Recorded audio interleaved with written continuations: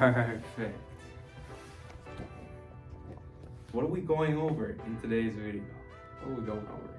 I'm located in my basement. I'm gonna be putting your mind at ease. I'm gonna be solving every single problem related to getting that sweet personal training cert in 2023. Guaranteed. Drop a like, comment, subscribe. I would have killed for this video, so you're a lucky duck. All right, so in terms of what's on the actual exam, you probably know that there's 4 domains. You're looking at program planning, initial client assessment, safety and emergency, and then exercise technique.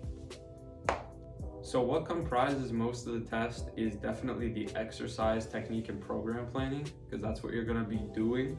But if you've been lifting weights and just being active in general for a while, I think you'll find that spending most of your time on the emergency and legal as well as the initial assessment is probably where you want to spend most of your time, because they're going to throw some really wacky questions at you that you can't know just by going to the gym.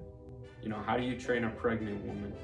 It's like, unless you do that on the regular at Fit for Less, then there's no way you're gonna know, right? So you definitely have to study. It's not something you can just wing. It took me around 4 months of studying. They recommend 9.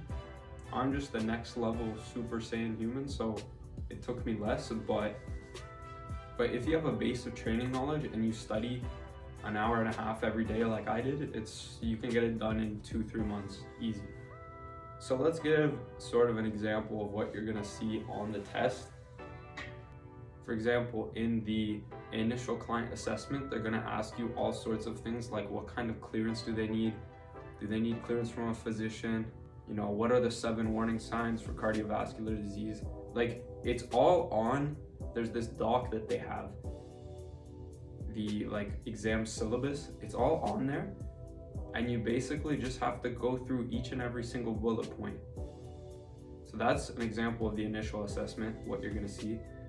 For exercise techniques, they're gonna show you an example of people doing exercises either wrong or correctly. They'll show you a video of a guy doing a bench press, and you'll be like, either, yo, it's fine, don't change anything, or like, you gotta tuck your elbows in, or you just look like an idiot and you should stop exercising altogether.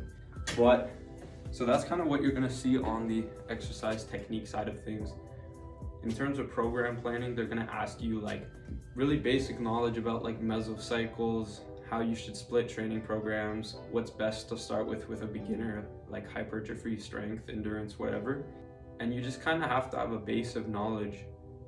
I found that if you've done any amount of training in the past and you've done any amount of research on your own, this isn't really stuff you need to study. Like I said, the exercise technique and the program planning are actually really easy if you have like some sort of preliminary knowledge. And let's quickly go over the legal stuff. They're gonna ask you weird shit, like stuff that you don't need to know. It's like school all over again. You know how you had to know the Pythagorean theorem and you've never used it? There's a little bit of that on the test. So not the Pythagorean theorem, but for example, they'll show you a doorway. You can't see it because it's off camera, but there's a doorway there.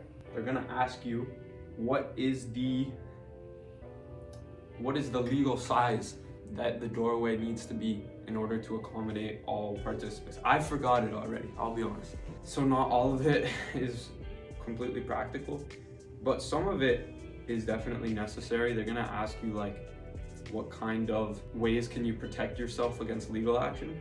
So how did I study? What were my results? What am I doing with my cert? So I passed with around 89%, and I studied from September 1st until January 6th when I took my test.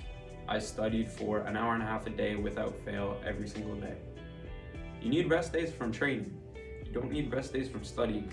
You need to be studying constantly. So for actual tactics, I read the nsca EPT4, Essentials of Personal Training 4 and 2, front to back, both of them. I read all of it, every single page in each book. And I took notes and I followed the course syllabus, the exam syllabus, on what questions would be on there, and I answered every single one.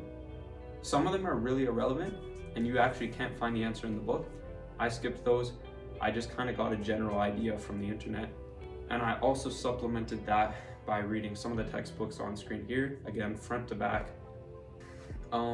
If you're gonna buy the textbook, I'd recommend just not doing that and instead DMing me on Facebook. So how easy is it to find a job with a personal training certification? So I got my certification back in the beginning of January of this year. It's currently March. I went to the great lands of Spain. So I haven't done any job searching. I just got back. I applied to 10-ish personal training jobs, and I secured like 2 interviews and 1 contract that they wanted me to sign at like $30 an hour.